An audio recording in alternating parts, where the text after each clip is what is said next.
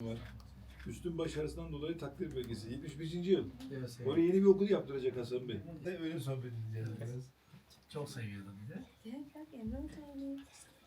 Elif'in kardeşleri nerede Elif'in kardeşi?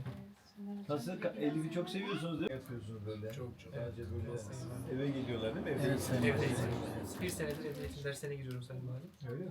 Elif çok Bey'de. Evet. Emrah Karakat. Karakara Sayın Valim. Emre Hocam mesaj atmış bize. Valide mesaj attılar. Oradan hemen harekete geçtik. Yani. Diyor öğrencilerimizin durumu iyiler mi? İyiler şükür. Bu sene 8'den sınava girdiler. Girdiler Sayın Valim. İnşallah güzel geçmiştir. Yani süreç iyi geçti. Evet, öncelikle çok sevinçliyiz. Bugün kıymetli yavrularımızla, evlatlarımızla bir aradayız.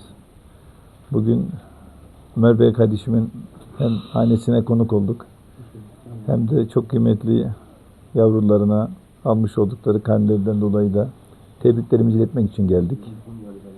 Elif Havva isminde çok güzel bir kızımız var.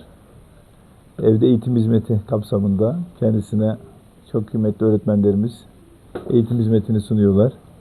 Burada Emrah Karakal hocamız bize geçtiğimiz günlerde bir mesaj attı. Elif Havva kızımızın karnesini verirken sizler de bulunursanız çok memnun oluruz dedi. Biz de tabii ki büyük bir memnuniyetle hemen Milli Eğitim Müdürlüğümüzle birlikte planladık.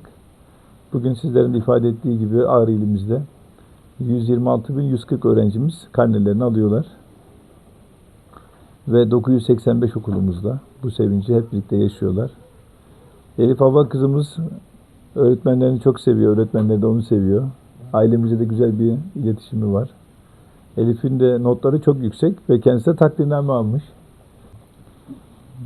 İlimizde il geneli 103 öğrencimiz evde eğitim hizmetinden yararlanıyor. Bu 103 öğrencimizden 35'i de Ağrı İl Merkezimizde. Bir tanesi de sözünü etmiş olduğum gibi Elif Havva kızımız. Elif Havva Şehiter Vefa Çelik Ortaokulu'nda okuyor. Bugün ortaokul müdürümüz de bize eşlik ettiler. Ve 6. sınıfı bitirip 7'ye inşallah başlayacak.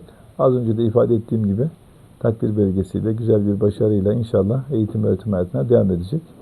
Tekrar bu duygu düşüncelerle bütün evlatlarımıza karnelerini tebrik ederek hepsine hayırlı, güzel bir eğitim öğretim hayatı diliyorum.